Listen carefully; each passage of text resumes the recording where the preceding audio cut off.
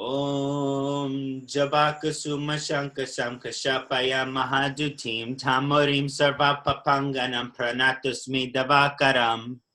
Om Jabakasuma Sankasham Kashapaya Mahadutim Tamorim Sarvapapanganam Pranatusmi Davakaram.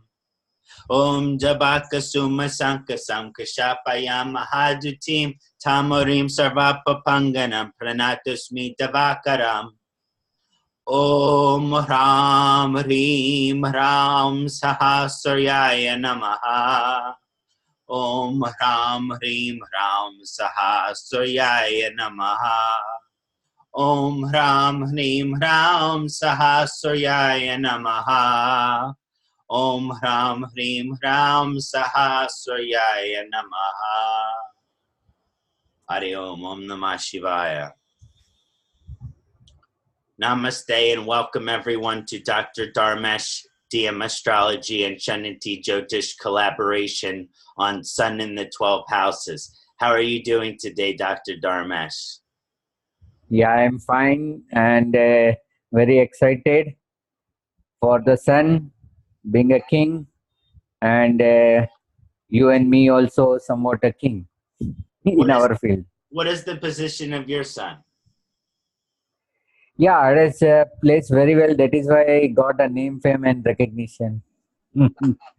Yeah. I feel I would have guessed. See, it's a light. We all know it is a light, and we all know the light and unlight. That's a two different thing about the Sun. It light also and it unlight also. So we need both lighting and enlightening.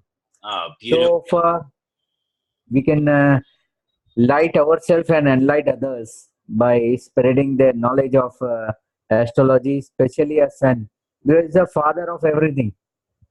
So that is why it's very important role. Please tell us more about some general qualities and karmas of the Sun for a little while, of Surya. Yeah, see, if we go about the astronomical value of a Sun, we know that the Sun is a center, Sun is a main force, life force, from which every planet get the light. It was the Sun only who, in inception, the Sun has only the planet, and thereafter when it gets settled, one after another particles has come out from the Sun, and today's we believe that these all are the galaxy of the Sun. In astronomical, it has a different value. It's a hydrologic properties. But in astrology, we believe as like anything, because we treat the Sun as a center and the rest all the planet as moving around.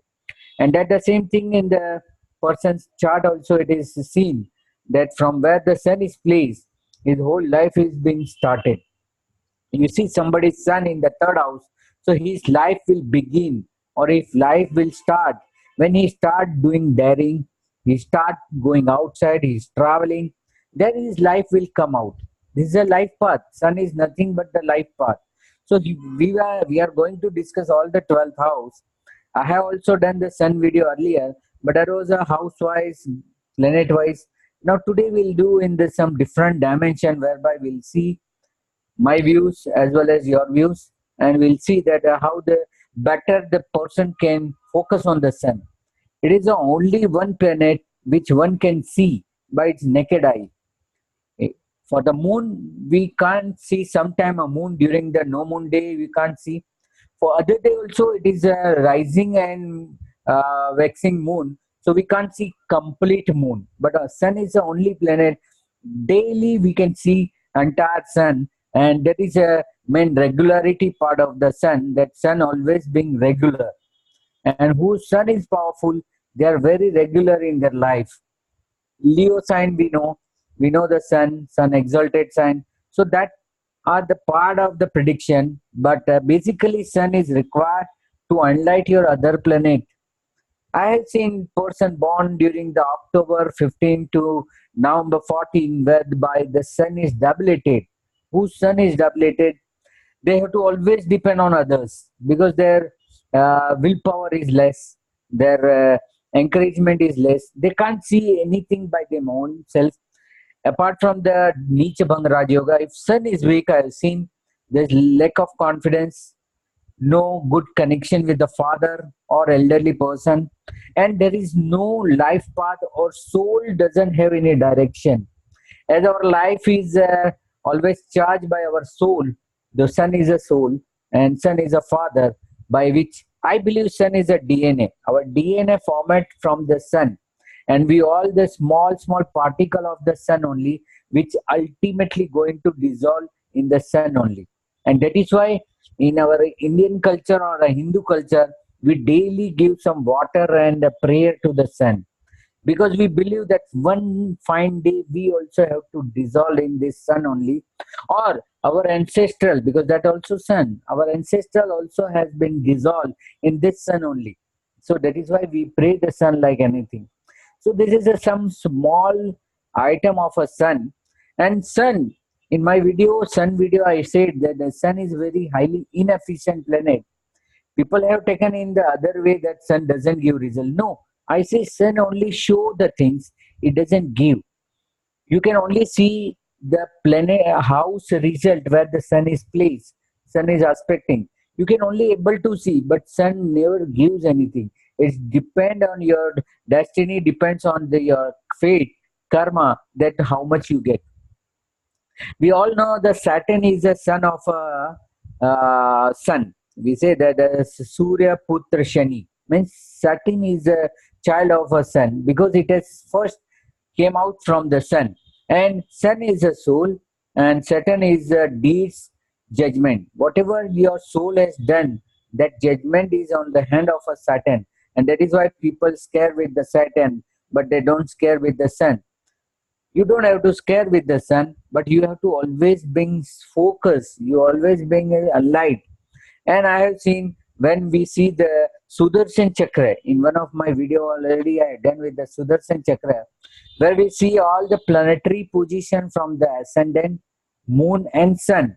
So whatever your body do, whatever your mind do, and whatever your conscious, your soul do, this all three things combined, mind, body and action, all three combines, and then it becomes a result. So I request our all viewers that to see the sun in something different from the planetary position, something different from its own geographical position, just as an enlightenment, just as a light, just as a feeling that it is giving you some direction, giving you some way out. So if you make if your viewers are making a sun chart simultaneously, they will come to know where the soul path is going, whatever the reason of their life path, and they can enlighten themselves. So this small thing I have to give. Now you may share your views. It's all your views now.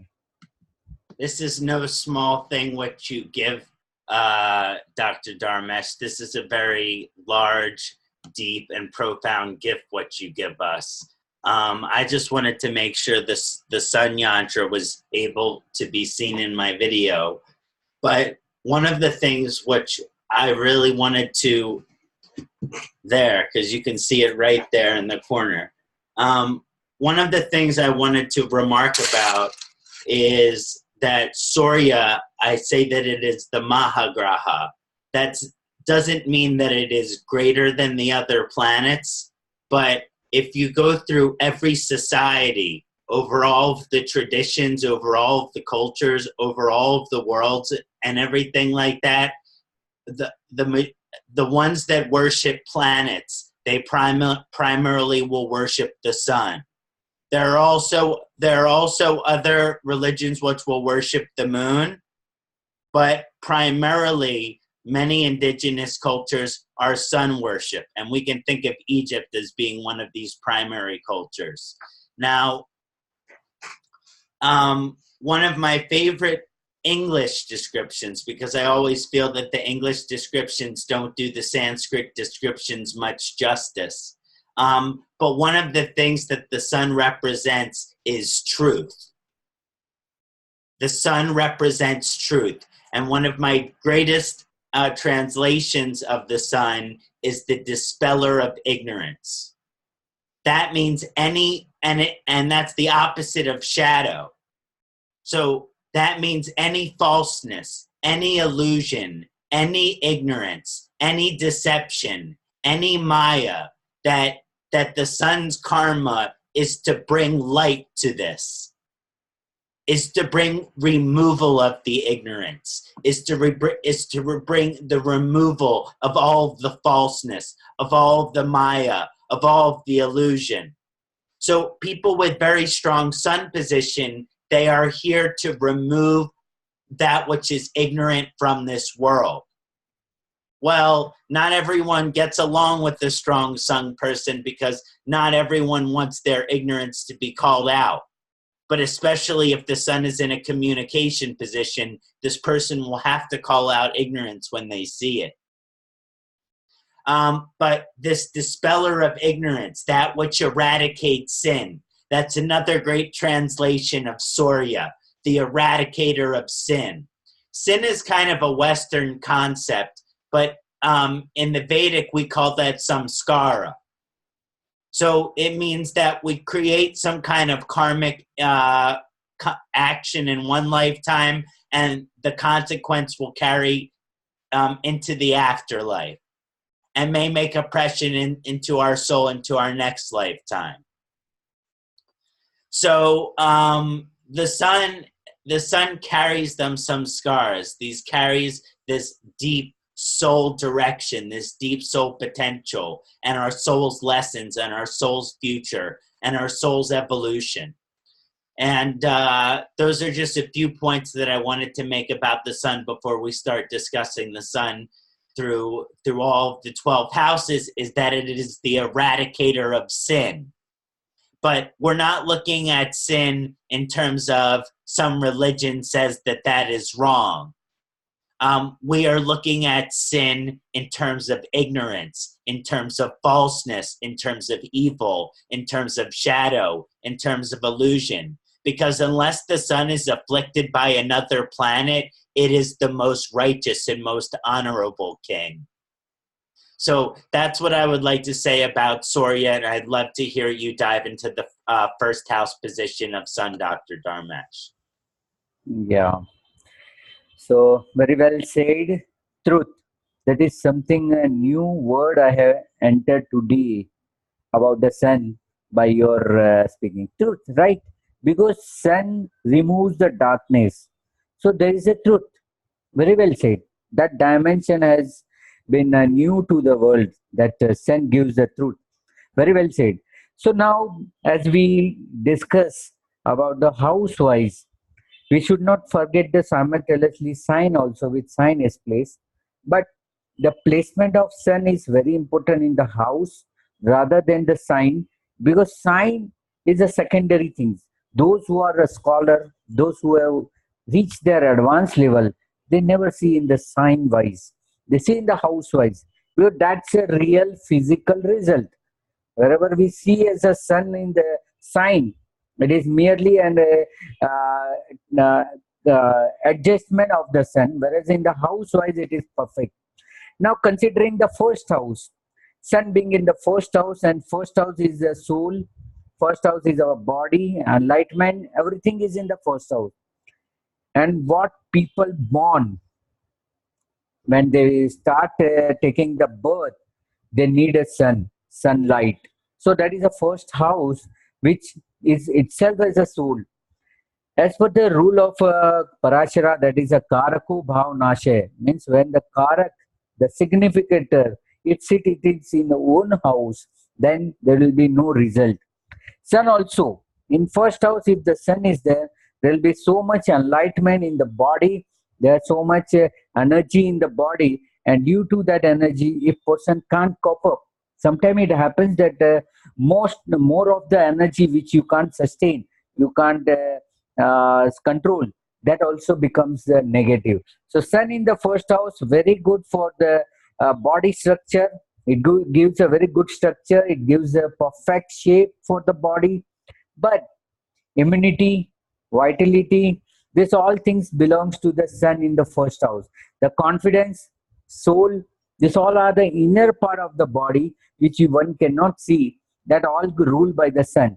So they might be tend or bent to the overconfidence. They might be having a more vitality, and due to the more immunity system, they become sick. So those I seen sun in the first house, they are good looking because externally sun is very beautiful. But when you go close to the sun, it's very fiery. It's nothing but the hydrogen. It's a fiery nature. So those who are affected with the sun in the first house, either they have a lack of a confidence, either they have a overconfidence, depending on the sitting of a sign which the sun is there. So that is the view of myself, that sometimes the extremity of the planet or extremity of the power of that planet may itself burn out. See, we all know there is a three planet which is a fiery sign: Sun, Mars, and Jupiter. Being a quality of a fiery sign planet, they all have a tendency to burn. Sun burn within. This is the one planet which burn within, insidely. It burns insidely. See, like envy, people have enmity and envy. Ilsha, we call as a enmity. We can't see good to others. So that is sun. Because we have some fiery nature insidely. Mars is only by speaking, by provoking certain things or fighting, you release your energy. And Jupiter also a fiery because of the knowledge somebody burns out. When you throw some knowledge to others, they burn out. But the sun is the only planet which makes the burnout within. So wherever your sun is placed, you have to see whether it is not been overcharged. Sometimes you might have heard that if your laptop is overcharged, it blasts. So that's the same story here also. If the sun in the first house, they're being overcharged. And due to the overcharge, they sometimes go to a directionless, and they sometimes face a lot of problem in their life because of the ego. That is nothing but the ego, burning sensation within themselves. And that burning sensation doesn't allow them in the eyes, because eyes also first house, their eyes are just throwing the fire. They can't see the good things of the people. So that I have seen in the sun in the first house. You may have your views now. Delightful explanation, Dr. Dharmesh, as usual, and everything you say always resonates with me. And in a lot of my explanation, I'll just be saying my own version of something that you said, but I also put some different views. And the thing about the sun in the first house is the sun gives the power of the sun to anyone who has it in the first house. But depending on the sign, the person will either be able to embrace that power, which means digest the power of the sun, or they will get sunburn. And no matter how much sunscreen they put on, they will still get the spiritual sunburn. And it is because it's a Dharma house and it's a lifelong energy house. It's a lot of responsibility and a lot of power and a lot of burden. One might feel that their life is a burden that they're carrying. As also mentioned, the sun represents the healthy ego. Notice we said the healthy ego. So if the sun is in ascendant in a very good position, the person can have a healthy ego, which means they believe in themselves, but they don't think they are better than others. But also, if sun is in bad position, person has no self-comp, even if it's in first house, but they're Libra ascendant, they will have no self-confidence. They will have no belief in their self. They will always question and doubt their principles and their values. So it's very important that the sun has strong and good position, especially when it's in this ascendant. But I always say to my clients who have sun in the ascendant, well, this is a blessing and a challenge. The blessing is that the sun is constantly promoting you to your soul's direction. The sun is constantly promoting you to your soul's destiny, you could say. So that is the blessing of having sun in the ascendant.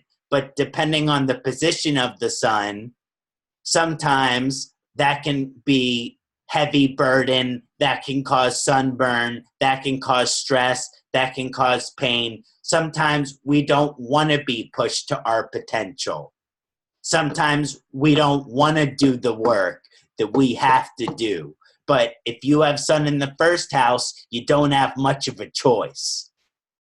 So, and then also to comment on the Ayurvedic side of the situation is that the sun is a Pitta planet. And so people who have sun in the first house, they have a strong Pitta element of their constitution, which does give them intelligence. So usually people with sun in the first house have very good intelligence, and they have ability to use this intelligence depending on Leo position and other things, sun aspects, where they put their intelligence, also to see how far Mercury is away from the sun. But usually the sun is said to give brilliance. So there's brilliance also given with sun ascendant people, and a lot of destiny and a lot of purpose and a lot of karma to fulfill. And if the sun is in a good position, that will feel comfortable to fulfill that karma. But if the sun is in difficult position, the person can feel like they have all of this to fulfill, but their feet are too small for their shoes, is the description which is said. Their feet is too small for their shoes. So hopefully with the good sun in the ascendant karma, the pair of shoes that you are wearing fits very perfectly. And you can walk to your fullest success. You can walk to your soul's direction in those shoes. But yes, it does promote you to constantly be going to your next level of growth.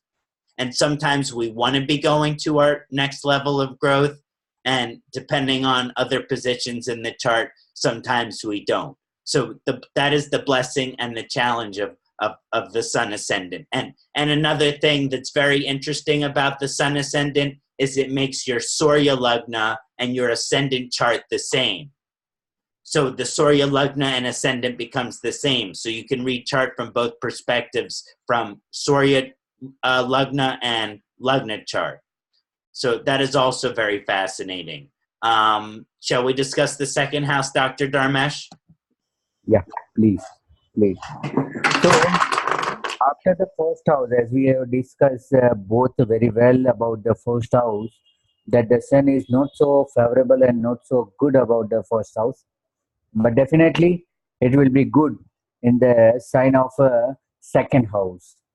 Now, as we have said, that the sun in whichever house is there, it's always like to be unlight, like to be lighted, focus on that house. Now, keeping the sun in the second house, it is indicating that you might have a good family background, because second house belongs to your family, your wealth, your sanskara, your sacraments, your mouth, your tongue, your language, everything comes under the second house. So what happened that whenever the sun in the second house, your family has been famous in some kind of a nature. They will be always known to the public. So you will be easily recognized by the society. Second house is your family. Entire family belongs to the second house. So your family has done something good deeds. Your ancestor might have done some good deeds. And because of that, your family and you yourself are being blessed. It's a very honorable name. And wealth-wise also, there is a very good to show. Good wealth is there, and that prolongs for the lifelong. A good samskara, you can able to see, feel the sanskara of that person, those having a sun in the second house. Because of the family blessing, they are very good in the samskara, and they are going to have a very good generation to generation. They follow the same system, right? So that way, this sun in the second house is a very essential for a person being having a very much blessed in the name, fame, and recognition of a family. Wealth-wise also. And also, as per the samskara, they are very well mannered and very well spoken. Sometime you might have seen their language, their wording are somewhat harsh. Because being sun, burning planets in the second house, they might, as you rightly pointed, truth. So they speak a truth. They open up everything. See, when the sun comes out, everything explore. You able to see everything. So second house, when you able to see his family, you see his wealth, you see his sanskara, you can able to see his language. What the indication he is giving from the language is very important for the person. So they are very good in speaking something, in giving the direction to others, and especially when they are in the consultation, when they are in the consulting, counseling, that related work, if they are very truth. They speak with the heart. So I believe that sun in the second house is a blessing to one person. Those who born in the early morning, 4 to 6, see in the Shastra, it is called as a Brahma Murta. Brahma Murta means it is a time whereby the whole Srishti, whole world is calm. And when whole world is calm, you came out. So this is a time of a night time, 4 to 6. Before 2 hours to the sunrise, when people born, the sun plays in the second house, and that is a blessing for them. Having a good family, it should not be exalted, it should not be debilitated in the second house. Otherwise, some bad deeds will follow you by the family. You'll be cursed by the somebody. It is always being sun being a moderate. It is a good planet. It should have a good company, like sun with the company of Jupiter. Sun is a company with the Mercury. These two company I have seen that sun glow like anything. So when these are this, they are the good person. Their sun is always unlighted. They apply their mind, they apply their knowledge. Then this ego goes out.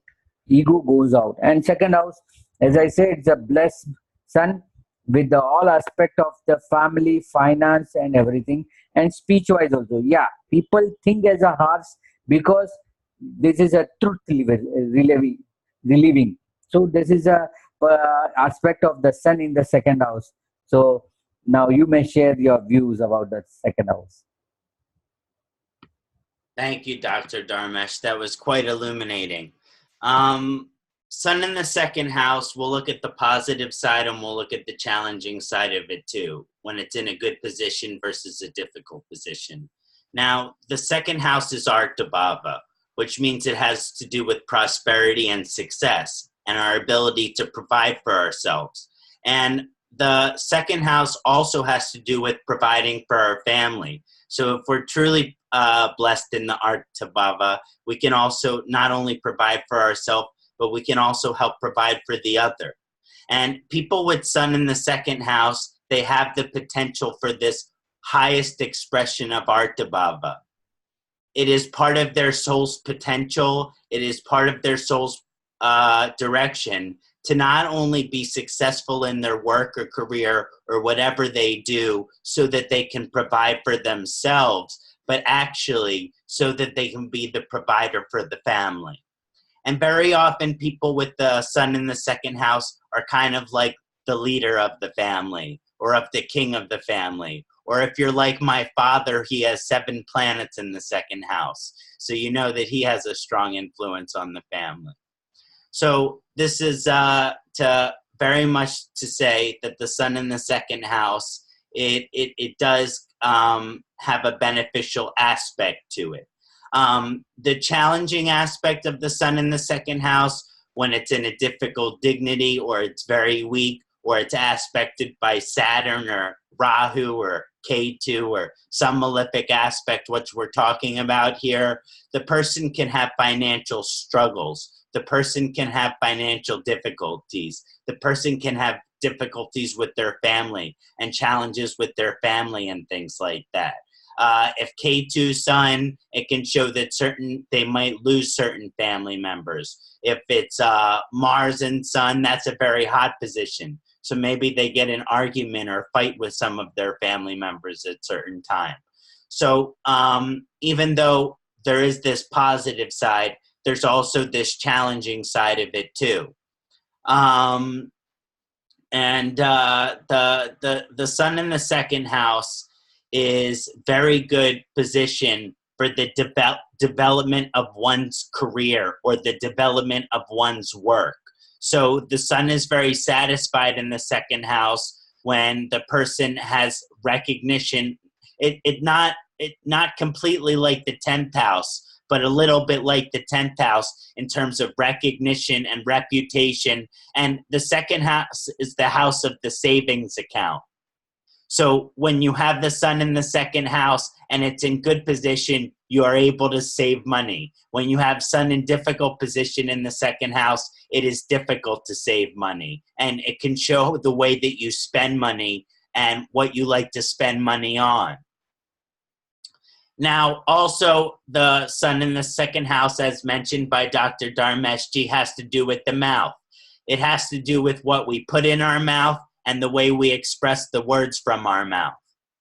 When it comes to what we put in our mouth, I'm talking about food. And I know when we did Moon in the second house, I said that was good for food, for being chef. And I also think Sun in the second house is good for being chef. They get much happiness in the cooking. They get much satisfaction in the cooking. They get much joy and much pleasure and much, especially if it's in a good position, much satisfaction in the cooking. So cooking is very good for a Sun in the second house. But also, as Dr. Dharmesh mentioned, sometimes people with Sun in the second house, they can be a little bit sharp with their words. The second house is what you say, and I always say the third house is how you say it. So what you're saying can be very, very sharp. It can be blunt. It can be to the point. So you have to be careful that even though you might be expressing truth, we talked that Surya, Sun, is the dispeller of ignorance, that it's not always our responsibility to be the one to call ignorance out when it shows its ugly face. We have to pick our battles. We have to pick them wisely. So this is just some of the discussion I wanted to mention of Sun in the second house. I hope that was interesting, and I look forward to hearing your thoughts on the third house, Dr. Dharmesh Ji. Yeah. Now, after the successful entry of a Sun in the second house, we move to the third house. Third house is a house of courage. We all know there's a house of courage. And Sun is very well required for the courage. Because if you don't able to see that what to do, then how you can start your courage? So Sun is something related to the courage. As we have mentioned in the second house, the third house also Sun is very well important. While you need to do something new, because third house is a new beginning, desire, it's a beginning of a desire. So when you have ample of a desire, when you have something to do, new things, your siblings, your traveling, your short traveling, all are very essential when Sun is there.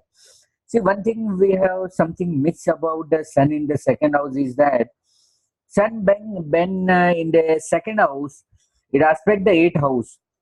So where it is very important that it is aspecting the 8th house, it is removing the fear. And that is why they are very blunt in the speech, that they don't get fear of anything.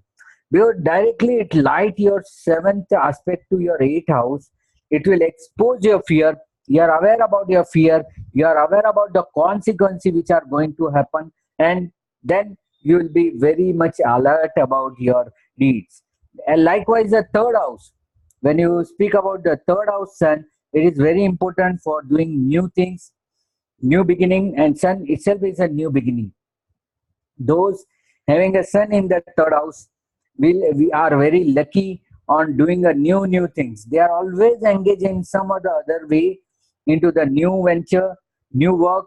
One thing has not been completed, they directly diverted to the second thing. So that kind of good things you can see about the sun in the third house. And another thing is that the courage, it gives a ample of a courage to the soul, and soul is always been directed to do something new. They don't accept anything which has already been done. I've seen sun in the third house, they start their pathway by themselves. Why? Because sun is aspecting here as a ninth house. So ninth house is your life path. They always unlike their life path as well as others. They start anything. See what happens, sun in the third house, they always seek the support to others and they start new things. Once they started the new thing, immediately they let it to the others and they again start the new beginning. So they are just a researcher, they are such a, like a person who always being starting a new things and giving to the world. And then rest thing will be carried out by the world as well. You see the most of the researcher, those who have invented certain things, search something, they have a sun in the third house because their work is to search something which is not able to see. Some people say third house is a subconscious mind also, so they are enlightened with the subconscious mind also. In the nightmate, when we see the nightmate or dreams in the night, that is also sometimes remembered. Those having a sun in third house, they remember their dreams and they achieve their dreams in the daytime because daytime sun is available. So that kind of a benefit person having. With the brother and sister, siblings, sun in this house is not so good. If this person is a elder son or elder person, then it is good that they dominate the younger one. But if this person is a younger one, those having a son in the third house, then there will be no good relation with the elderly brother because he tried to dominate the others. So that is not possible for the elderly brother to get dominated by the younger person. So that kind of some kind of a conflict of interest also sometimes happens in the sun in the third house. But overall for the new beginning, overall for courage, overall for the short traveling, neighbor wise, this is all a good position of a sun to be seated. And I know that you are going to throw something new light on it. Yeah. Thank you, Dr. Dharmesh. Always such a comprehensive analysis. But let me think of something to add to the picture, to add to the delicious pot of food we have created. Now, the third house is Upachaya house. So the sun in its first Upachaya position, and the sun is already pushing you to your soul's potential. The sun is already pushing you to your soul's direction. So this means that people with sun in this house, they generally want to work on themselves. Like they want to become better person. Like, oh, what can I do to become better person? Should I do yoga? Should I do Ayurveda? Should I study astrology? Should I go to the exercise? Should I swim at the pool? Whatever it is, what can I do to better myself? And this is also a house of ambition and motivation. So sun gives a lot of drive and ambition and motivation here. And because this is the house of how people receive your communication, people with very strong suns in this house, their communication is strongly received by others. So having strong positions of sun in the third house gives an ability for your message to be received, for your message to be heard. So hopefully you have a good message to share that is of peace and of kindness. But in history, there have been certain war leaders, certain military leaders with sun in the third house, and they have also gotten their military plans activated through this position. So it is something to consider. The sun in the third house, it allows you to work on yourself on a more spiritual level, constantly improving yourself. But the sun is the karaka for the ego. So if you are on a spiritual path, that means having sun in the third house, you are working on your ego. You are working on being more humble. It doesn't mean that you are not successful. It doesn't mean that you don't believe in yourself, but you are working on being humble, which means you think we are equal with everyone else, that everyone is equal, regardless of race, regardless of class society, regardless of any of these origins. So there is this deeper energy of evolution, I think, of the third house that pushes us towards truth, especially if Sun is in the third house. It pushes the individual towards truth. And they'll want to spread that truth, especially if there's other positions in the third house as well. But a lot of working on yourself. Now, when it comes to siblings, usually Sun in this house shows that you'll have brothers, and it can have some traditional of the relationship with brothers, which are challenging. Like brothers have competition with each other. Brothers have little fight with each other. So that's the challenging side. But it could also show that you have a very deep spiritual relationship with your siblings. You have a very deep and spiritual relationship with your brothers or sisters. And maybe you go to sporting events together. Maybe you eat meals together. Maybe you do other events together. But usually if you do have siblings and you have strong position, Sun in the third house, then it's important for you to have a strong relationship with your siblings. Maybe it's you who needs your siblings, or it's your siblings who need you. But either way, one of you needs each other. That will be based on the Sun's dignity.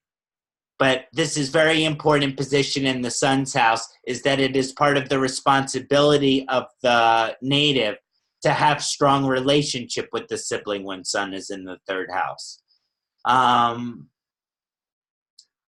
So again, just looking at the third house and the Sun as a whole, it gives a lot of ambition and motivation and expression and an ability for you to fulfill your dreams, as Dr. Dharmesh said. This is a Kama house. So it's the beginning of Kama, which is your intentions. But before Kama can manifest, it is an intention. It's just a desire.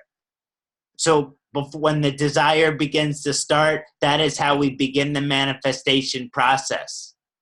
So Sun here, it pushes this Kama, it pushes this desire, it pushes this manifestation process. So people can be they can have lots of ambition, they can have lots of motivation if Sun is in good position in this third house. But I always just hope that what they are trying to do with the world, or what they are trying to make a difference in this world, is very positive. So those are just some of my thoughts on Sun in the third house. It's a very powerful position. I hope that was interesting, Dr. Dharmesh, and look forward to hearing your insights on the fourth house, Sun. Yeah. So begin the journey further to the fourth house. Whatever you have said in the third house, it's a very good. It's a Kama. This is a house of Kama, means a Kamana, third house. Now, entering into the first house, those having a Sun in the fourth house, they can change the world. They have power and ability. Their soul is so powerful that they can guide the world. I have seen the person who born in the midnight. Those who born in the midnight have a power to change so many life. And they, like Lord Krishna, we all love Lord Krishna. He born in the midnight, 12 o'clock, and Sun having in the fourth house. So when Sun is in the fourth house, your soul, your heart, because fourth house is your heart is enlightened. You are very much focused about your luxury, pleasure. That's okay. That is also a part of a karma.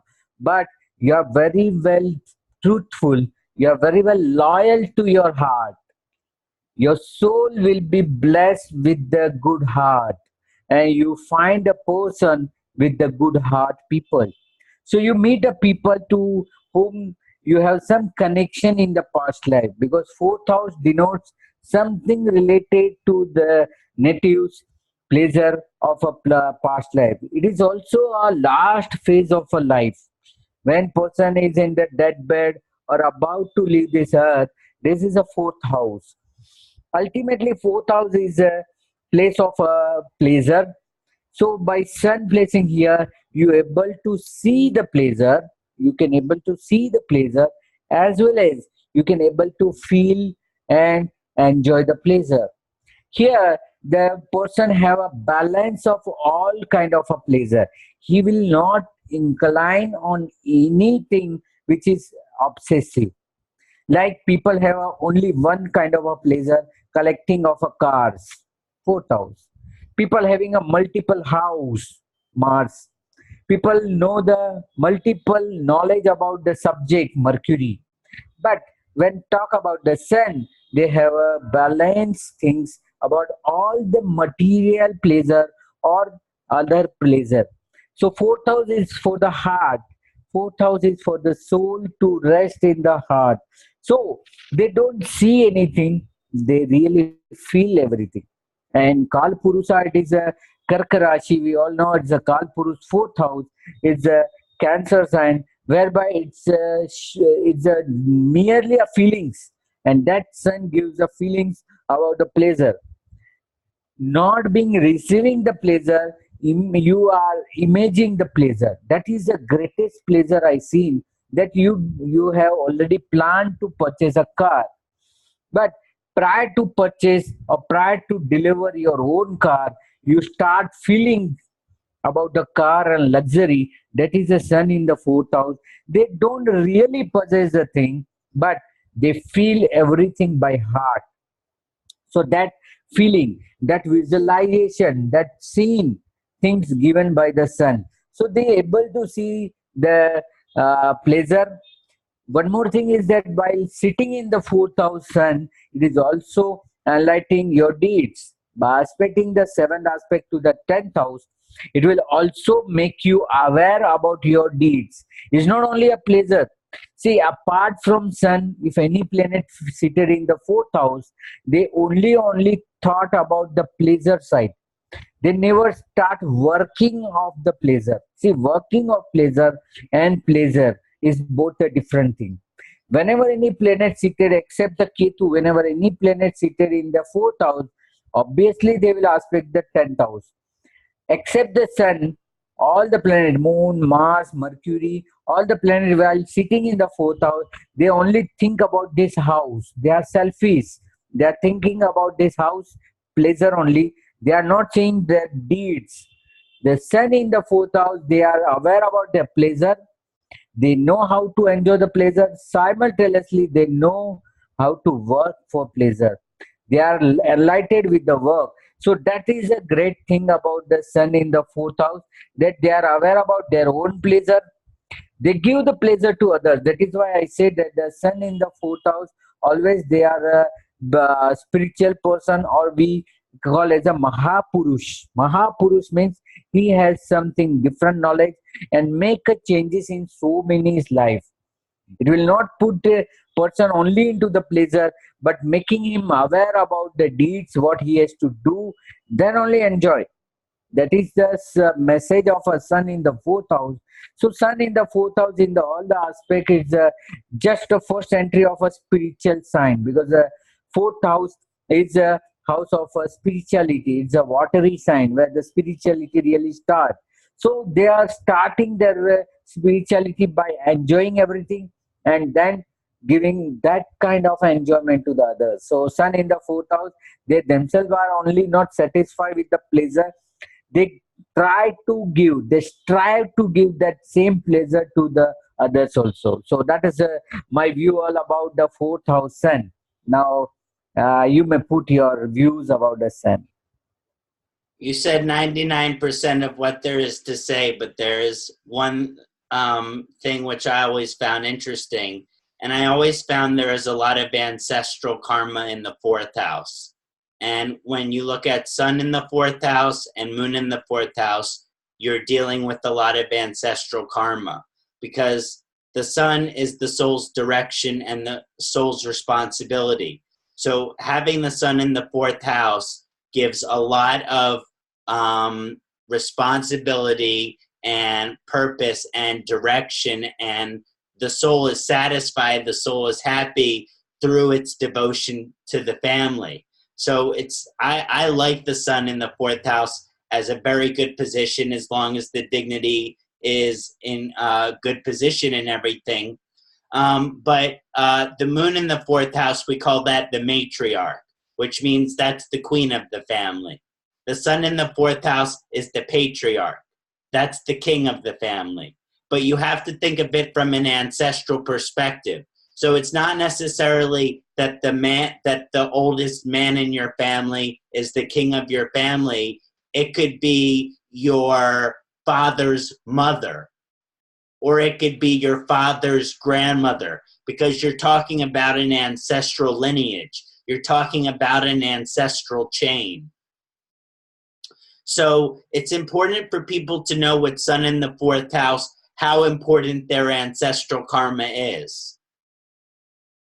How important it is to have good relationship with family, good relationship with father, good relationship with mother. And sometimes if sun is in very difficult position in the fourth house, you can have difficult relationship with father. You can have difficult relationship with mother. So the certain remedy for the malefic fourth house sun is to try to improve the relationship with the parent.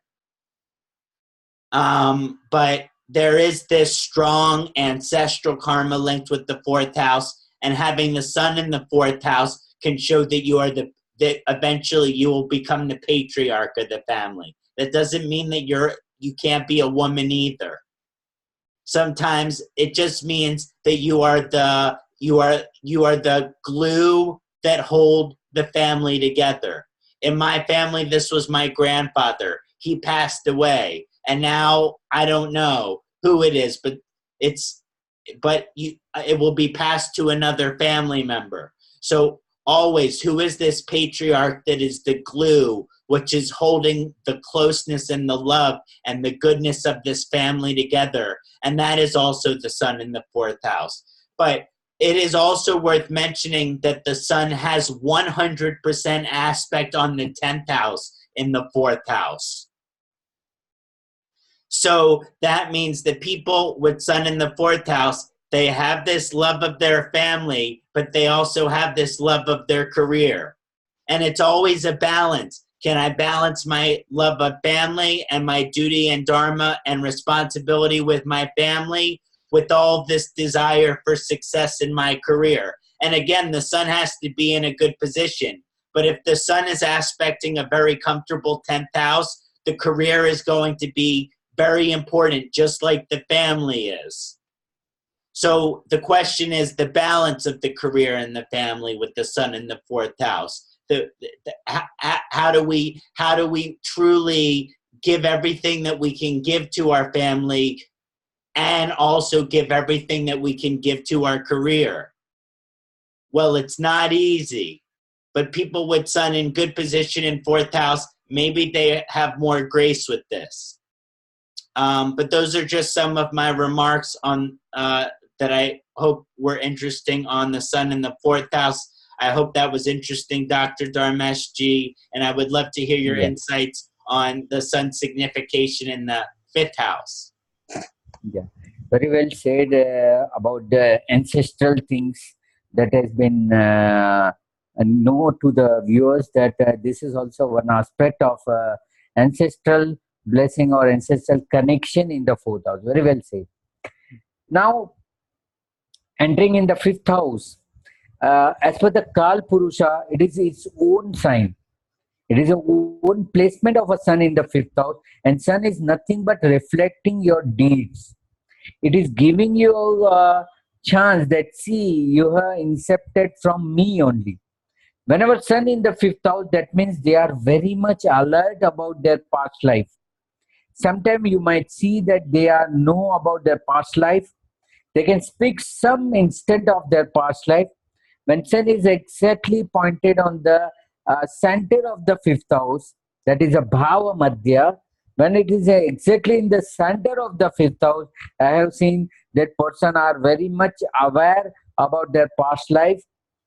And if not able to speak what they are in the past life, they can able to get a guidance from their soul, from their past life deeds.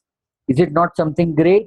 So that thing happens when the sun in the fifth house, the person is having the knowledge about their past deeds. Is a house of a balanced karma, pending karmas of ones. And fifth house I call as a house of creation.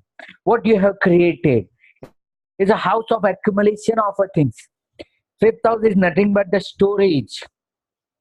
And we all know the warehousing of our home, the storage storeroom in our home, where we all keep all the necessity item which might become to use or utility in some time. So fifth house sun means you have kept so many deeds live, and you are going to pay all these things very soon. So it is not as something great that you are aware what is your past the karma, and you able to pay also, you able to complete your past life deeds. So they are guided by the past life deeds. Sun in the fifth house, as well as this is a house of a child progeny. So that child is also making something great out of their things. So they are this person native having a sun in the fifth house. They are always being known or famous once that child appears. When the son comes, when the daughter comes in their life, they all get a name, fame, recognition. Everybody will recognize, oh, you are a father of him. No, you are father of him. So likewise, you got a name, fame, and recognition through your children, and you are very much aware about your deeds. You are guided by your past life deeds, and you know your conscious. Son, I sometimes say is a consciousness. You are aware about the conscious that this is right, this is not right. So whether it is right or wrong, that also gives the sun in the fifth house. About the material thing from the fifth house is that a speculation and this, that I don't believe something good. But yeah, one thing is sure, that if the fifth lord is affected with the sun, or Mars is seated with the sun in the fifth house, they are very much famous as a sportsman, because the fifth house is a house of creation. They are very famous sports personality, and they also pass this to their next generation.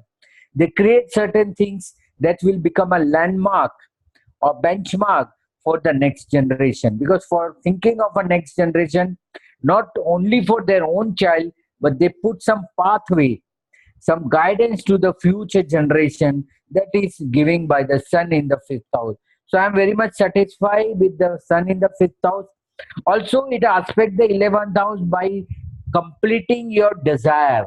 Desire fulfillment is the fifth house, 11th house. So all your desire complete, you gain, you are aware about your deeds. What more you need from the sun in the fifth house? And by its own Kalpurusha, own sign, when sun is there, it is nothing good like anything. So I hope that a viewer might have get the comprehensive knowledge of a sun in the fifth house. Just awareness about the deeds. That is the right word. So definitely now you can share your views. Dr. Dharmesh, your wisdom is so deep that I just feel honored to be able to share this work with you. When I listen to you share the amount that I learned from you, I'm very grateful for, and I'm happy that we've become friends, and I'm happy that we do this work together. My perception on sun in the fifth house is there's a few houses where sun has signification. One is first house, because sun is exalted in Aries. Sun has signification in fifth house because Leo is ruled by the sun. Also, sun has signification in 10th house, very strong Kendra position for the sun. So you're looking at one of the signification positions for the sun. So you're looking at one of the best positions for the sun overall. Usually from a perspective of being a parent or something like that, it gives a lot of responsibility and fulfillment in being a parent. And the relationship with the children becomes very important. So if the sun is in very good position in the fifth house, you should become parent, and the relationship with your child is very, very important. And when there's heavily afflicted energies in the 5th house, it can make fertility a challenge. When there are other difficult energies in the 5th house, it can mean having children is a challenge. But when the sun is very auspicious in the energy, you can have many, many sons, many, many daughters. So this is a very good position and signification. One of the primary karmas of the 5th house is the offspring. It doesn't mean that if the offspring karma isn't part of your karma in the 5th house, there are other karmas which will be activated. But for many people, having sun in position in 5th house has something to do with being a parent and the relationship with your children. And so if it's in a good position, maybe this is a good relationship, but if it's in a bad position, maybe there are challenges to the relationship. Let's say you have Sun and Mars in the 5th house. Maybe your son has aggressive tendencies. So these are things which must be considered. This is also, as mentioned, a house of past lifetime karma. And this is more of a philosophical discussion, but why is our past lifetime karma so deeply connected with our offspring? And in many of the ancient scriptures, it says that the karma which we create throughout our life is delivered through us, through our children. So whatever kind of karma we create, it's delivered to us through our children. So a lot of times in our dealings with our children, it's a directly dealing with our karma, and which means it's part. If it's in the 5th house, which we're talking about, sun in the 5th house, it's part of your dharma. It's part of what makes you happy. It's part of what gets your soul happy and satisfied. It's your soul's direction. Now, on another completely note, the 5th house is a house of creativity. And people with strong energies of sun in the 5th house in good position are great creative souls. They can be creative musician, they can be creative actor, they can be creative teacher, they can be creative lawyer, they can be creative politician, but they will bring some creative element to this, especially Sun-Venus conjunction in this house. And so there's this element of creativity, which is a deep layer of having the sun in the 5th house, is saying, okay, I have some creative potential that is part of my soul's energy and my dharma to express that. So if you have sun in the 5th house and you don't have any creative outlet, then your sun is going to be blocked. Your sun is going to be weakened. So it's very important to have a good, healthy creative outlet if you have the sun in the 5th house position. The last thing that I wanted to mention is the 5th house is a house of spiritual techniques. And so the sun in a good position, it has a deep knowledge or wisdom of spiritual techniques and a deep desire or curiosity, because this is also a house of education. But it's of a higher education. We're talking spiritual education, college, law, medical, not just elementary school, but the higher forms of education. Education with the guru and post-college and postgraduate education. So these are significant elements of sun in the 5th house as well. And I hope that was an interesting aspect to be shared. It's always a pleasure to do this work with you, Dr. Dharmesh, and I'm so excited to hear your illuminations on Surya in 6th house position. Give me, so excited. See, what happens that not only you are learning something from me, I also get something new things from this. See, everybody have his own view, and that view has to be when produced in front of the people, that is something good. So I also learned something new dimension about the planetary position, so that I bless also too. Now, as you say, fifth house is whatever you do, your child is going to suffer. That is very well said. Now, entering in the sixth house, sun in the sixth house is the first malefic house where the sun enters. It's not so comfortable house for the sun. As per the Kal Purusha, it is its neutral house. It doesn't allow the sun to give result. It's a for a neutral house for the sun not to give the result. Now here, when something goes to the sixth house, any planet goes to the sixth house, they are challenging. They are putting the challenge. And when sun in the sixth house, that means these are the person who are facing lot of challenges. Sixth house is called as a house of opposition. What opposition you face, what the things are there, but still you are opposing it. Is your enemies, is your debt, it's your disease, it's your servant, everything, litigation. So here, sun being in the sixth house, you are enlightening, you are focusing on your negativity. You are more of focusing about the negativity than what potential you are having. So that discrimination sun is keeping here in the sixth house. So while sun in the sixth house, it means the person are more focused about their enemies.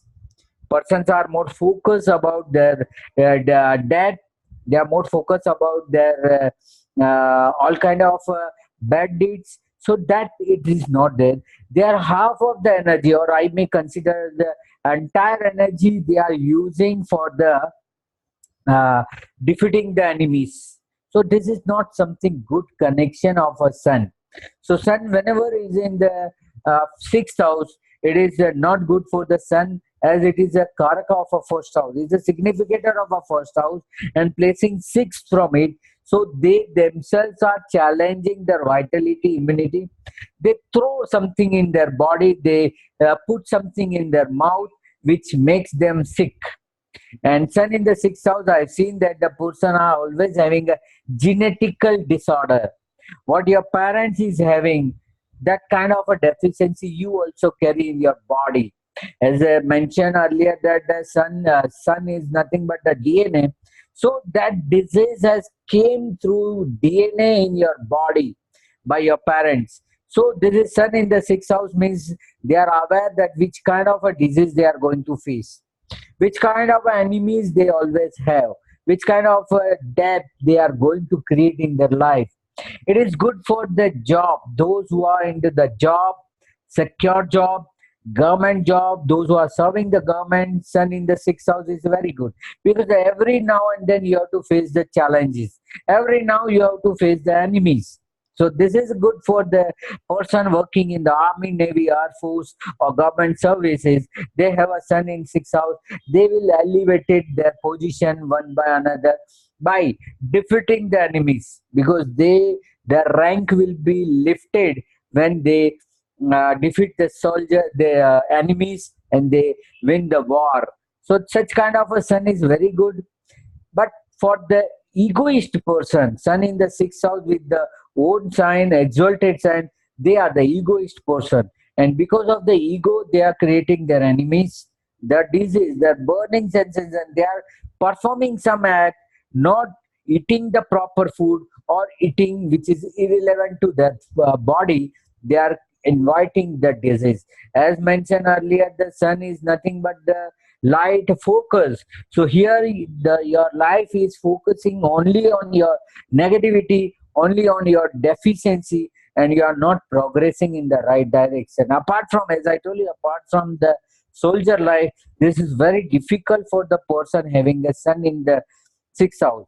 Again, sixth house sun is only aspecting the 12th house. That means you are exposing your expenditure, you are exposing your loss by creating enemies, by creating the disease. You are inviting the hospital bed, you are inviting the jail, imprisonment, by creating the litigation. So sun in the sixth house, in my view, only if it is placed with the good planet, it can save you. Otherwise your deeds will not be focused on the side which has to be done, and it will be focused on the side which you should not focus.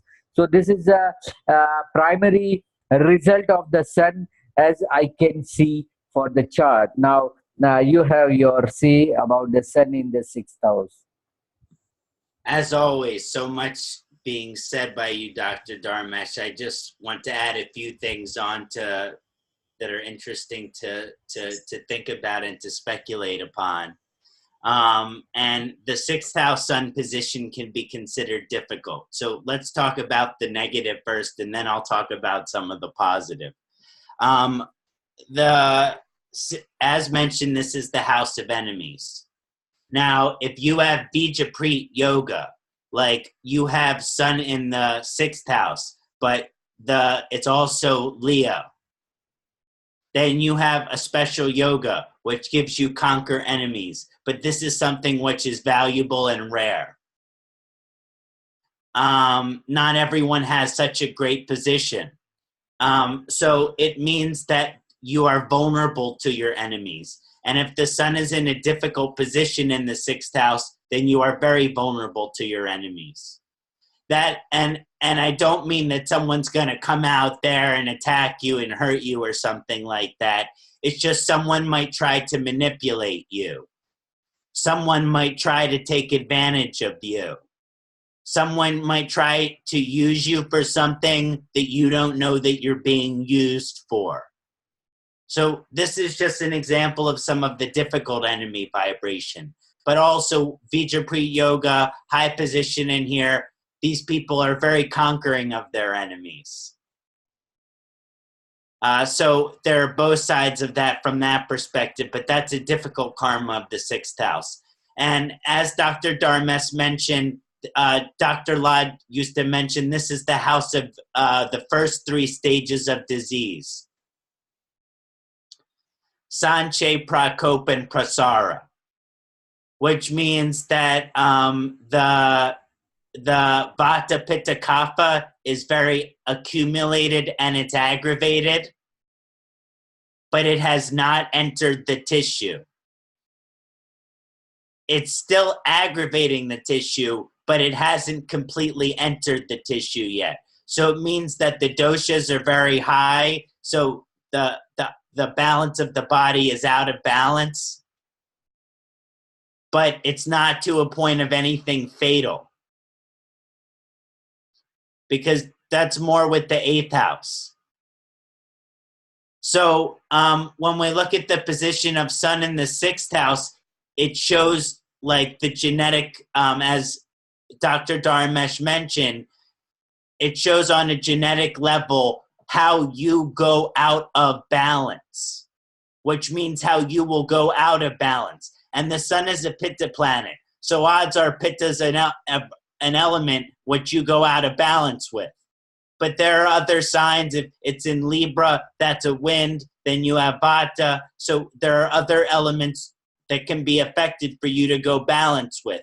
But people with sun in the sixth house, their health has to be the most important thing to them in their life. They say that health is wealth. And that is what I think is the sixth house. Because the second house, the 10th house, those are also wealth houses, but it's more the material side of wealth. But the sixth house, that's that health is wealth.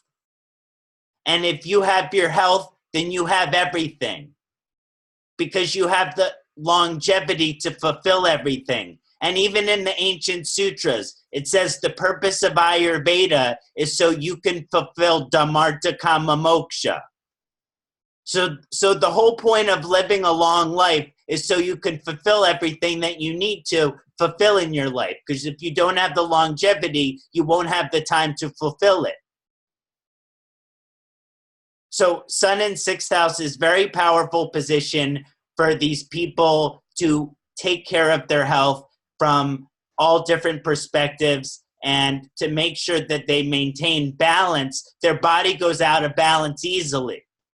But they must develop lots of coping mechanisms, maybe with Ayurveda, Chinese medicine, alternative medicine. Is how I like to approach it. But if Western medicine is the approach for you, that's acceptable too. But this is also that because this is a house of vicarity of the disease, it also can be sun in the sixth house can show that you're a healer. But you're the wounded healer, which means you have to go through the wound, heal yourself with doctor or with assistance, and then you can learn to help heal others. So that's all I would like to share on the sixth house. Any concluding remarks on our first half of our presentation, Dr. Dharmesh? It has been such an honor and pleasure to share this time with you. Thank you. Vyaya. Om Namah Shivaya. We're here to discuss part 2 of Sun in all 12 houses. Good to see you, Dr. Dharmesh. Namaskar. How are you doing, sir? Yeah, fine. After the first part, we are entering into the second part.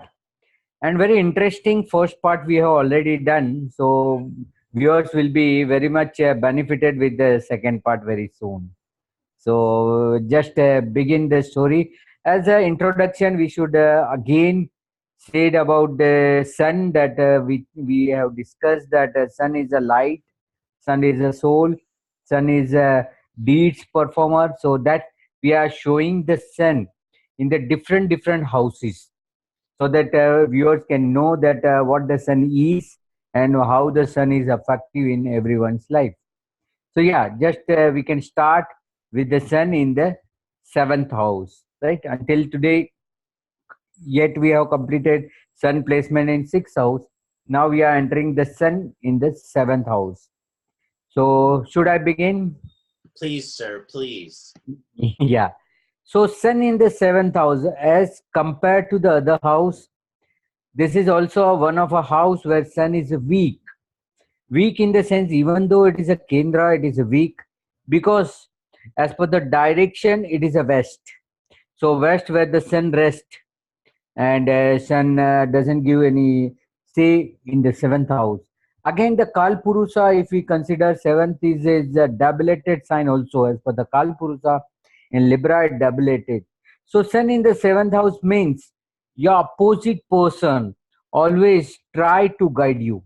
Your opposite person always try to focus you, and you are always being carried out by the people. So they are the influential person in your life, and you are not able to come out from the influence of them from your life. So they are playing a very important role in your life, and your life is always focusing what others are doing, and this is not the soul right path.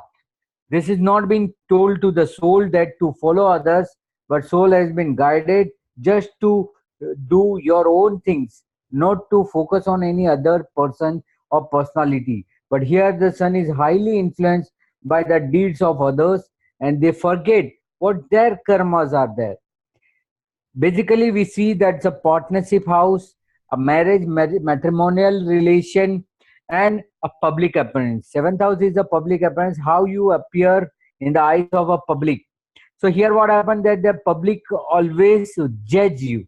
When sun in the 7th house, you yourself are not judging, but some other person sitting in front of you are judging you. So that is a sun placement in the 7th house.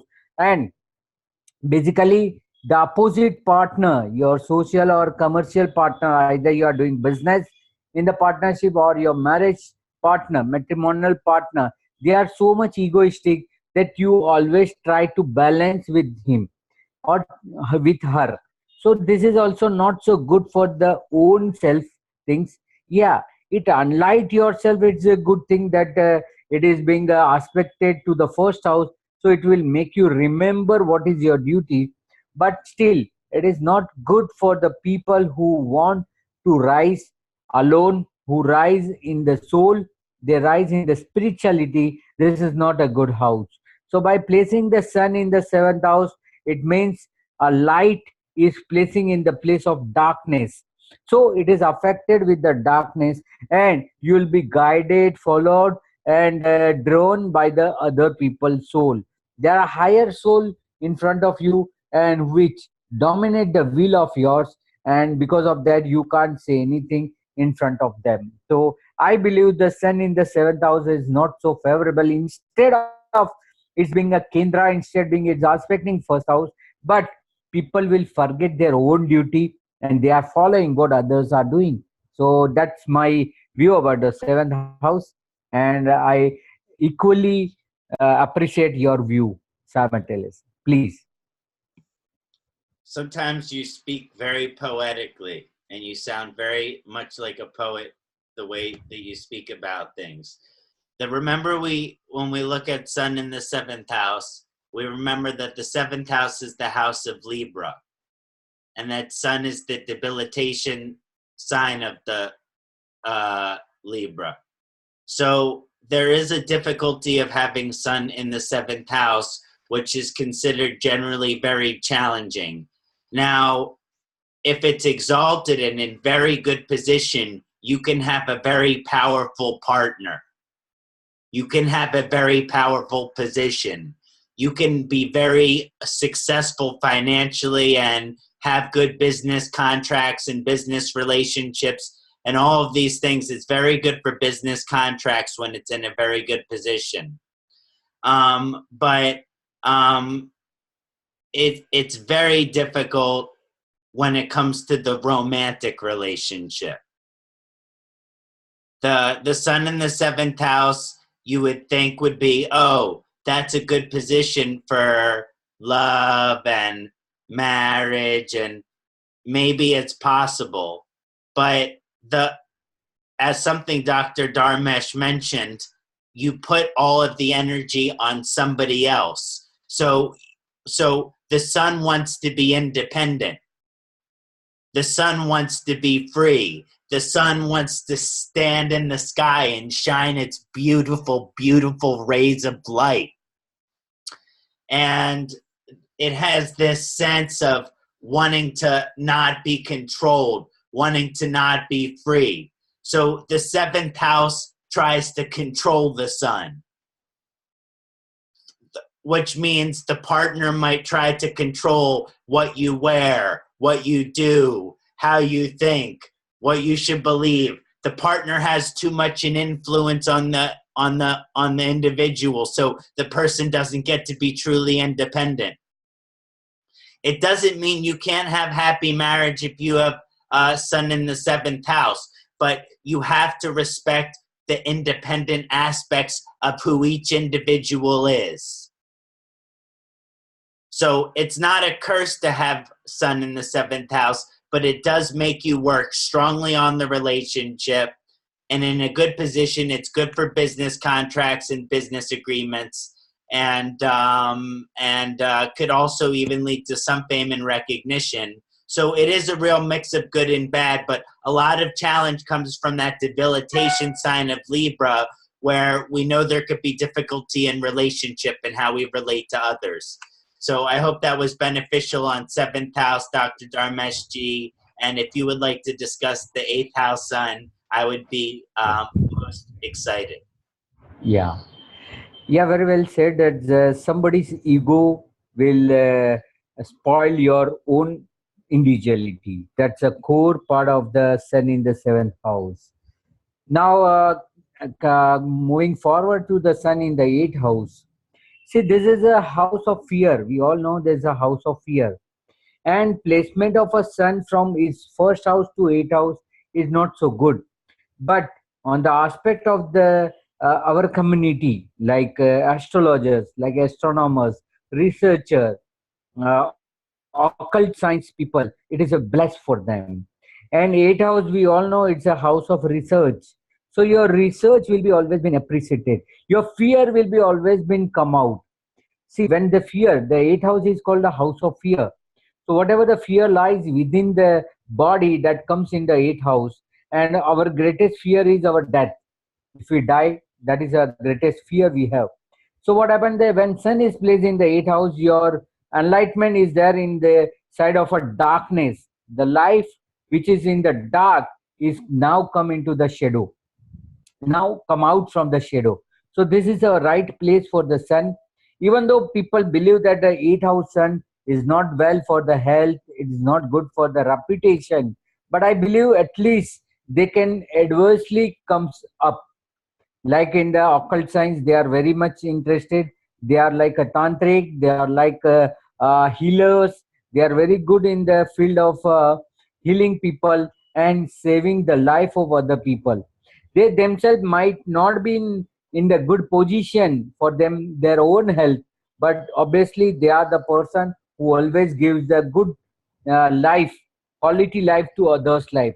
Instead of a seventh house, I give the eighth house sun very powerful.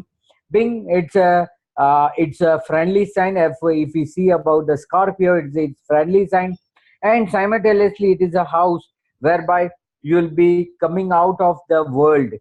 Seventh house is a death house. That means you are ending this life and entering into the new life. So that is a gap. Your soul has come out from eighth house. See, 4, 8, and 12 is a triangle. It's called moksha trikon. How moksha? At the position just before the death, at the time of death, and after the death is 4, 8, and 12 respectively. So here what happened at the time, instant, where your soul will come out. When your life is about to end, your soul will be enlightened. They know that where to go.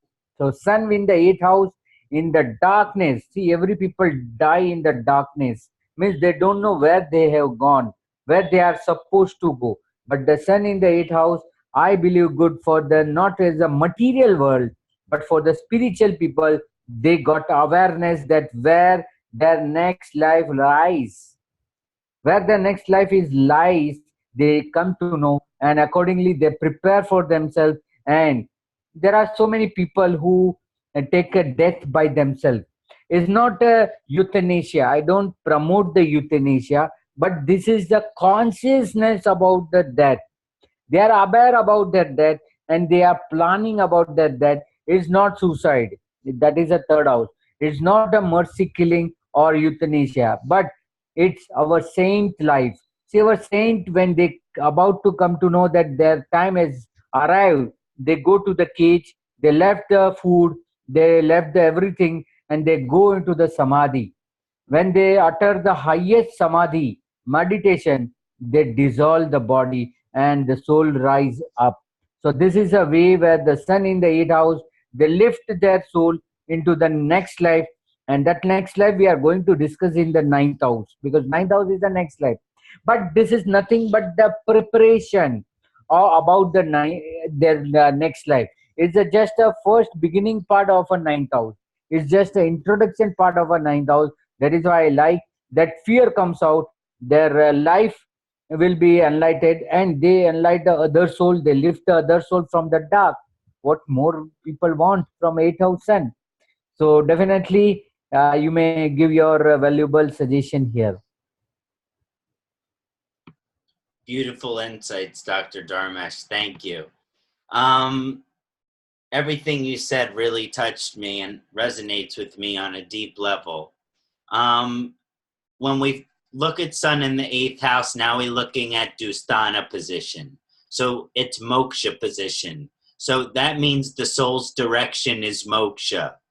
So let's not get too philosophical, but that means the soul is seeking Mahasamadhi. But before you can go to Mahasamadhi, you have to go through Samadhi, you have to go through loss, you have to go through letting go of your attachments. There are many layers of growth before we attain the Mahasamadhi. But when sun is in the eighth house, that's the direction that your soul is going to. So people with sun in the eighth house, I have a lot of spiritual respect for them because their sun is going in that direction. And it doesn't mean that they're going to get there.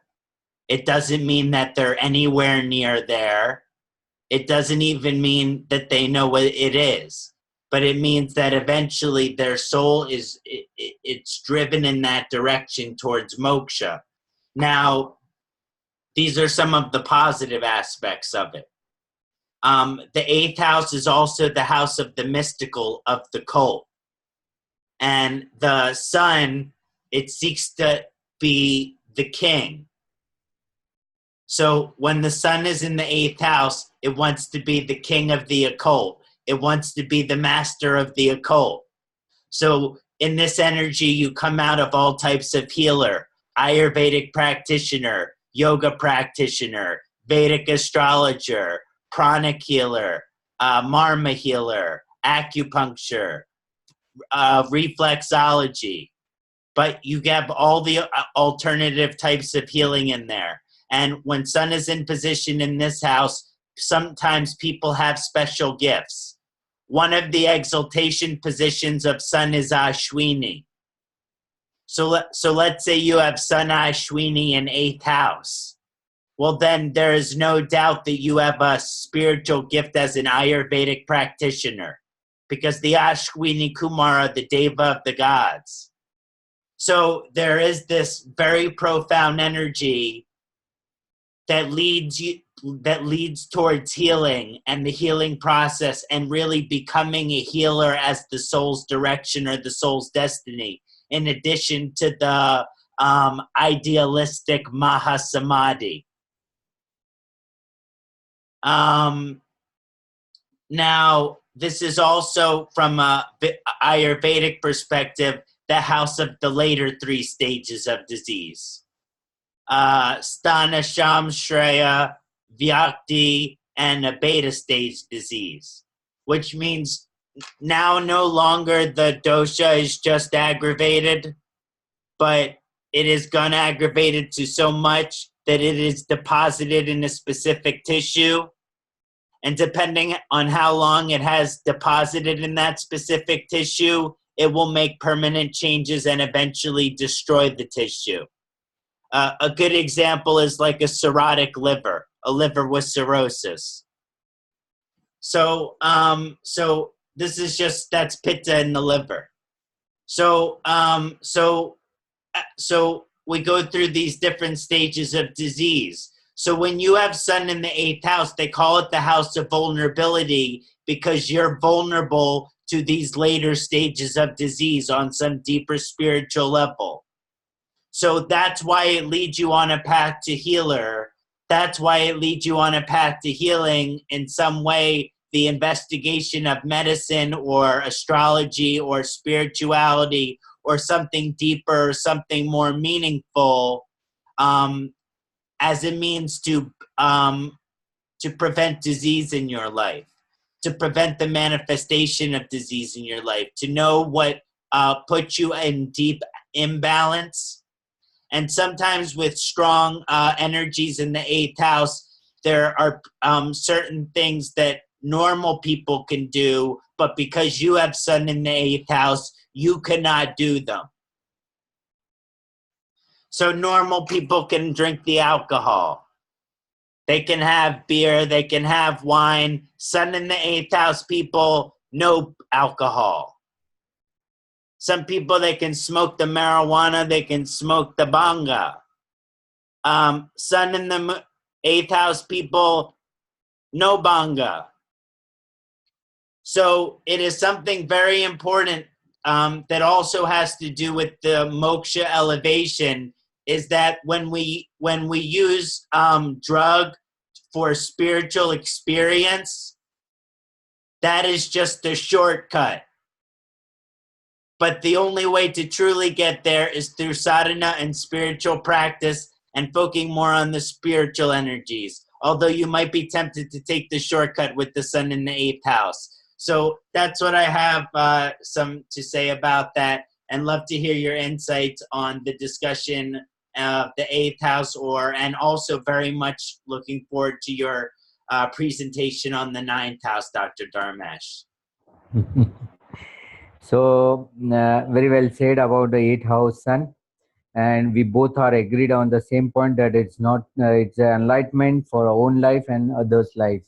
And our community astrologers are very much blessed having a sun in the 8th house. So now entering on the 9th house. 9th house, as we discussed the previous 8th house, we said that it's just an entry gate for the 9th house. Now the sun has already entered in the 9th house, and 9th house is nothing but the future path. People say it's a bhagya, luck. These all are very dicey word. But I believe the ninth house is a life path. What the path you have choose for the life, because life already begins from eighth house. And what the system, what the things you have chosen for your life path, what the way you are walking toward your life is your ninth house. What is your prospect about your life is ninth house. And where the Rishimini has guided that, use dharma. Dharma means dhar. It is derived from the word dhara, and dhar means to hold together. Means here the sun in ninth house, they are the people who came here to hold the people who are good teacher, who are good orator, and because of him, some new religious has come out and they have hold the people together. So I get good vibes when the sun in the ninth house of the people. They are the people who are always blessed with the life path. They always having their own vision about the life path, own vision about the religious matter, spiritual matter, as well as the belief of what the life is.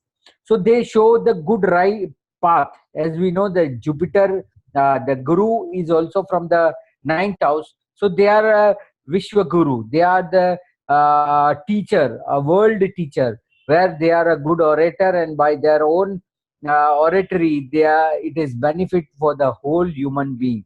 So that is a good sign of a sun being ninth house. Their life path is focused, their dharma is defined, their religious prospects are always there. They shine outside their place, because ninth house is something about the foreign land or the other land. So they shine in the other land. When they are there in their birthplace, they are not being recognized, but in the foreign land they being recognized. So this kind of a result I have seen in the ninth house sun, and believing that you also possess something different from what I have prospect. So please continue. As always, Dr. Dharmesh, so impressed. One thing that I've always said is that we have our animal self, we have our human self, and we also have the aspect of ourself which is divine. And the sun in the ninth house is a very special position because it focuses you towards that aspect of yourself which is divine. And even though there may be other aspects in your chart which are pulling you towards your human or animalistic tendency, the sun in the ninth house in good position, it pulls you to this more higher aspect of yourself, which is, I know they say we live in time of Kali Yuga, but you could think of your divisional 9 chart or your Navamsha and your ability to be living in your Navamsha and your ability to be living in the time of a higher Yuga. So it is a house of higher education. And so these people are great educators with the sun in the ninth house. And they should always be learning and they should always be teaching. And the sun in the ninth house is very strongly oriented towards religion. And if it's in a difficult position, that's not a good thing necessarily. So based on your sun in the ninth house, you can have a very evolved relationship with religion or a very radical relationship with religion. So it's important to understand the balance of your relationship with religion through the position of your sun in the ninth house. But I'm really looking forward to discussing the 10th house sun position. One more thing I want to say about ninth house is because the ninth house is the house of the guru. So the sun is the father, which can show some influence towards a male guru unless there's other feminine aspects. This doesn't mean that you need to worship anybody's feet. But what it does mean is that it's important for you to have people in your life that you respect, like I respect Dr. Dharmesh, and important other people that you respect and honor in your life. And through learning from them and learning together and teaching together, you increase this respect. So this is also very good about having, I have Venus and the moon in the ninth, but usually planets in the ninth house, they have this kind of energy of wanting to develop very good relationship with your teacher and your students. That is my insight on the ninth house, but because Sun is signification in the 10th house, I'm very excited to hear what you have to share, Dr. Dharmeshji. Yeah, thank you for the appreciation. And see, I'm also a learner. I'm still not learn everything. That viewers should understand that I'm not complete yet. I am also learning every day some of the sutra, some of the sloka. Now, apart from the ninth house, when we enter in the 10th house, here where the sun is glow like anything, because here the real deeds happen. When we are in the fourth house, we have think about the 10th house, that the person having the 10th house aspect of the sun will be very powerful, very good. Now sun is already placed in the 10th house. See, sun in the 10th house means sun in the south. Sun is in the top of your head, here in the crown chakra, where the sun is very sharp. And we all know when the sun goes in the head, in the south, it is very sharp energy. So here sun is very much powerful in the 10th house. It will light whatever the deeds you have to perform in this life. It gives a name, fame, and recognition. But being a karak of a father, I believe the father should be seen from the 10th house and not in the ninth house. Many uh, people have a debate with me, but I strongly still believe that the father gives the name, fame, recognition. Father never gives you luck. See, luck never given by the father. But yes, what to work, what deed is there. You have to work hard, you have to perform your deeds, is the father say. So father always tends you or tells you what the deeds, what the performance you have to do during the life. So that is why strongly I believe that the father should lies in the 10th house, which always guide you that what is your karma, what the work you have to do. So apart from this, it is good for the politician, it is good for the government people, as we have discussed in the sixth house. They are good government servant, they serve the government. But here in the 10th house, they become a politician, they become a minister, they become in the high profile. So sun not been affected with any negative planet, if placed very well in this 10th house, then their deeds are always been recognized worldwide. Their work, whatever the work they have done, that will be appreciated by the people. And very innovative, they are very innovative people, very good administrator, because sun is good administrator. As a Mars, people believe is an administrator, but sun is a disciplined person, and it likes you to be a disciplined person. So that is a discipline, it is required by the sun. And sun always like to guide you in your deeds. It will always give you some boost. When you start some work, you need some enlightenment, you need something to be seen immediately what you are going to perform. It's like a trailer. So 10th house sun is nothing but the life path is further guided, because life path is a ninth house. It is further guided for the highest most deeds, what for what reason you have taken a birth. So those having a sun in the 10th house, they know what work they have to perform, and before they end up their life, they achieve their deeds or highest position in the society. So they enlighten not only their own deeds, but they enlighten for others people also, and they are a benchmark or life path for other people. So I like the position of a sun in the 10th house, and I'm eagerly waiting that what the Kṣaṇāti is going to speak about the 10th house. Please. Thank you, Dr. Dharmesh. I really appreciate everything you say. It very resonates with me very deeply. I express very similar things. The sun, of all the karaka positions or signification positions for the sun, I think my favorite is the 10th. In other words, my favorite position to see the sun in the chart is the 10th house, because the sun, the 10th house is the culmination of artha. So you have the Artha houses, second house, sixth house, and 10th house. But the culmination, which means the greatest outcome of all of that vibration, comes out of the 10th house. So you have the sun in the 10th house, which fully culminates the Artha. So like you said in your description, it allows the person to achieve exactly what it is they wish to achieve, or their potential, or their dream, or their vision. And it is a strong indication for success and fame and position and reputation and recognition. Now, when it's afflicted, it also comes with problems in that house. Oftentimes you see Sun Rahu in the 10th house with lots of leaders, especially political leaders. Why? Because they are positioned in leadership from 10th house Sun position, but Rahu, they're doing something sketchy, they are doing something illegal, or they are involved in some power hunger. They're doing it for their ego.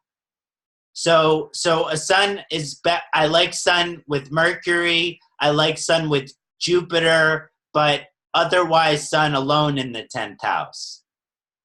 And, Sun Mars is also very powerful, but it can be too much pitta.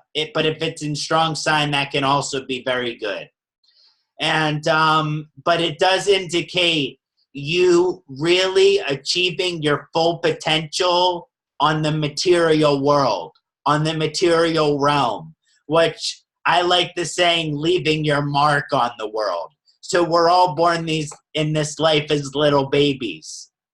And some people just want to go through life and live life. And other people want to leave this big impression, or they want to leave this big mark on the world.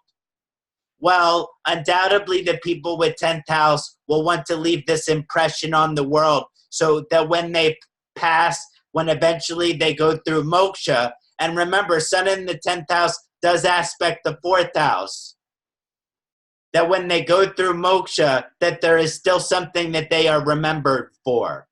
So that they are, so in a sense that they live eternally is also one deeper aspect of it, which I think is very interesting. And I hope that was fascinating or enjoyable at the very least. And look forward to your illuminations on the 11th house, Dr. Dharmesh. Yeah, so 10th house, our views are common in the sense that person analyze their deeds. Now entering into the 11th house, 11th is a neutral house. We all know that it's a neutral house where all the planet becomes very firm. Now that's a desire fulfillment, that's a gain, that's a friends, that are social life. And nowadays we all know this all are pop up like anything. Our social life has become the personal life has become a social life. Everybody interfere in your personal life. So sun being in the 11th house means you are more focused about the deeds completion, your desire completion, your wish to be fulfilled. So your priority turn back from your soul enlightenment to the desire fulfillment. And desire fulfillment is not almost a goal for the life. People complete their wish, they complete their desire by Mars, by attending the Jupiter. That's a good sign. But while sun in the 11th house, that means you are focusing on the things of your own desire, and you are not focusing what you supposed to do. Even though the sun in the 11th house is aspecting the 5th house itself, they are aware what the deeds they have to perform, what are the pending deeds they have from the previous birth. They are aware about it, but still in this life they try to complete their desire, and it is a desire fulfillment. So they are always focused on what kind of a desire they have to fulfill in this life. Friends, okay, their friends are such like a very influencing person in their life. So friends are also very reputed, very name fame and famous personality are the friends. I seen their social life is very well designed. They are taking us time out of their busy schedule, and they always try to give their input in the society and social life. They are very active. Sometimes I've seen that 11th son, they are head of an institute. they are a principal, they are a very good achiever, because they put the enlightenment in their own desire, as well as they are very active in the social aspect. So sun being in 11th house, only one thing is that they are more focused about their own deeds, own desire completion, rather than that it's 10th house where they are more into the others life. They are influencing here, they are influencing their own life and try to complete their own desire. I don't completely denying the sun placement good or bad in the 11th house, but as I earlier said, it's a neutral position. So neutrally, it will more promote on the personal aspect rather than focusing something about the other's life. So it makes a person somewhat a selfie about their own desire fulfillment, own like, dislike, rather than listening or hearing about the others. So that my input about the sun in the 11th house. So my dear friend, you also unlike the friendly house with the sun. As usual, I agree with everything Dr. Dharmesh says, and one of the basic conclusions is it's a mixed vibration, or it's a mixed energy when the sun is in the 11th house. Let's talk about the challenges first, and then some of the positive aspects. Some of the challenges of the sun in the 11th house is that the person is very influenced by their friends. And that's something that Dr. Dharmesh mentioned very specifically. It shows there's a very strong spiritual relationship with the friends. But if the sun is in a difficult position, or Rahu, or Saturn, or other difficult aspects, and sixth house has some activity, then sometimes your friends can have bad influences on you. Sometimes who you think your friend could really be your enemy. Sometimes the people that you're spending your time with, it's because you conveniently do the same activities, but you're not really benefiting or serving each other on a spiritual level. But on the deepest level, the sun wants to have friends that benefit you on a spiritual level. A very exalted, high position sun in the 7th house has very strong, devoted, spiritual connection with their friends. But a very difficult sun can be very negatively influenced by their friends here. Now, also mentioned on the positive side of dreams, the sun in the 11th house lets you fulfill a lot of your own dreams, a lot of your own desires. So if you want to start something, if you want to do this project, do this thing, do this idea, then you should be able to complete it, especially if the sun is in good position. It allows you to fulfill your desires. But the downside of that is it can be a selfish position, because the sun wants to be with friends in the 11th house. So what are you sacrificing? What are you satisfying to giving into your desires? So on a more, because the 11th house is leading us to the 12th house, Dr. Dharmesh. And so where we start to hopefully begin to let go of our desires.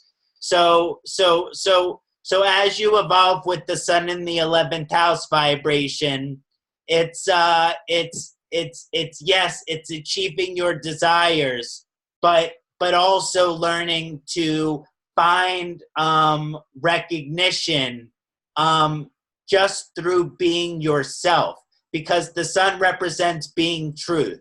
So just by being you, just by being yourself, just by being your true self, you're honoring the sun. You don't have to satisfy all your desires. And this is a great transition as we start discussing the 12th house, Dr. Dharmesh ji. Yeah. Great insight about the 11th house, and somewhat neutral aspect of the sun in 11th house. Now reaching to the 12th house, it is almost a moksha house. We are entering into the moksha house, and who want to be a, moksha? It is a soul. Body doesn't utter, body doesn't want the moksha. It only release the soul, and the body becomes just a dead body. So it is not the body who required the this moksha, but that is the soul, and soul directly reach to the moksha. See, sun being in the 12th house, I believe that it's not so good, because you are only focusing about the moksha, and you are not preparing or doing anything for this life. You are ignorant of your present life, and you are somewhat planning for the moksha. See, planning for moksha itself says that you should complete your present deeds. Once you complete your present deeds, then only you can claim about the moksha. So moksha cannot be uttered only by focusing it. It has to be complete the deeds. You have to complete your all the duties. Then only you utter the moksha. So for moksha, they are a mokshagami. They are planning for the moksha, but they are fail. They fail to understand that their this life deeds also being counted if they are ignorant. See, 11th house, I believe, is a house of nature, where human intervention is not allowed, not required. Everything which governs by the nature, everything which is being done by the nature is your 12th house. So sometime 12th house, if occupied by benefic planet, nature is favoring you. If malefic planets seated, nature are not with you, and they are not supporting you. So this is a clear picture of a 12th house being a nature. And you see, whatever things you see from the 12th house, you cannot able to express, because it's a beyond your vision. 12th house is a loss. Nobody count their loss. Everybody counts their profit only. And they utter the loss, they lost. Everybody know what is a life, what is a lifestyle. But here, something is like a moksha. Something like addiction. See, second house where it is tempted you to eat something, where you give something to your mouth, that is okay, but that is on the side of seeing, whereas 12th house is totally unseen. It is a backside of your mind, and you don't know that whatever the habit you have developed, whatever like you like certain things, is one day turn into the addiction. A simple thing of a tea and coffee. We don't go for the addiction of drugs and everything, but simple things of tea and coffee, that is also sometimes become the addiction, and that is the 12th house. So you can't stay without it. The 12th house sun is also highlighting your moksha gami, your moksha path, but forgetting that your some duties are pending here, and that you have to finish first.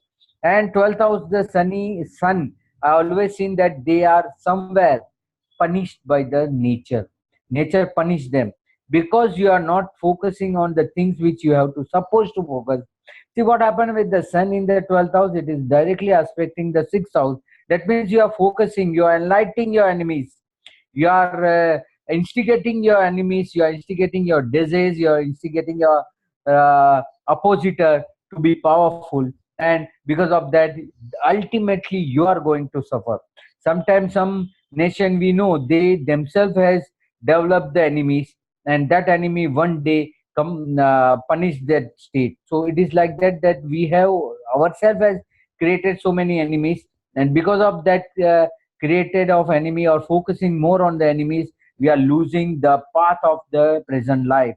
I'm not so happy of a sun in the 12th house, although they might utter the moksha, they might utter the peace in the heaven, but still there are so many deeds are not being completed. They are not focused about the present deed, and just jumping, just skipping the present life and moving towards the next life.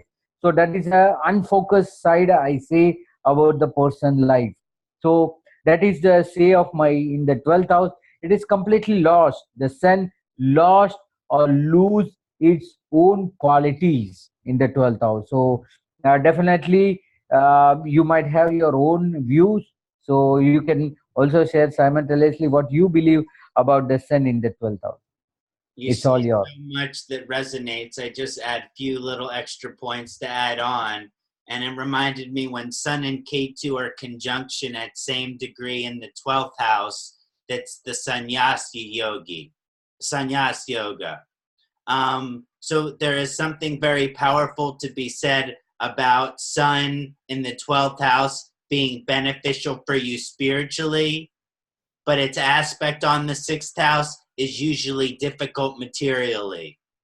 And although we like to think of moksha as something positive, and it is spiritually, but it also has to do with loss. And with the aspect of the sun on the 6th house, unless there's other good wealth positions, they can have lots of material losses and things in their life. So these can be very spiritual type people, but the sun is also the healthy ego. So when it goes in the 12th house, like Dr. Dharmesh mentioned, the sun is, the 12th house is the subconscious mind. It's the mind that you're not conscious aware of. So on your conscious, you have no ego, but in your dreams and in your subconscious mind, that is where the ego is.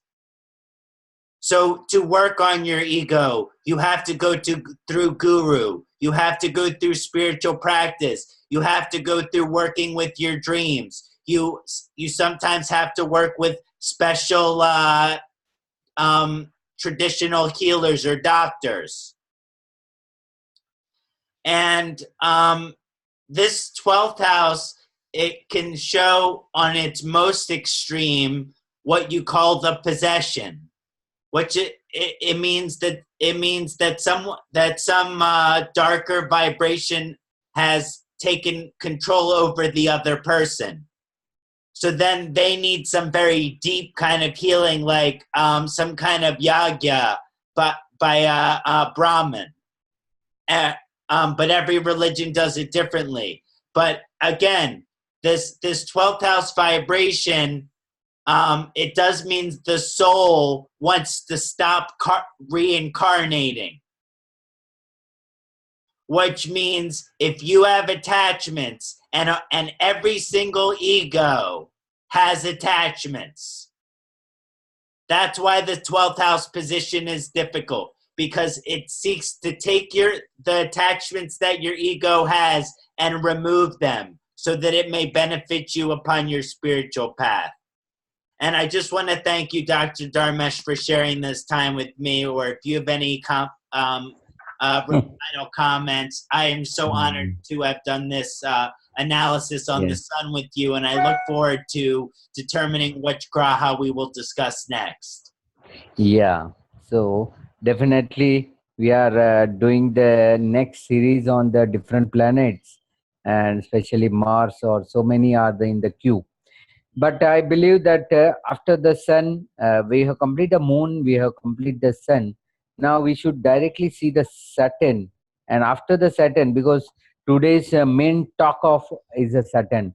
If we reach the Saturn after 6 months, there is no things which is left for the Saturn, and I believe that Saturn should be spoken earlier than the Mercury, Mars, and Jupiter, all the balanced planets.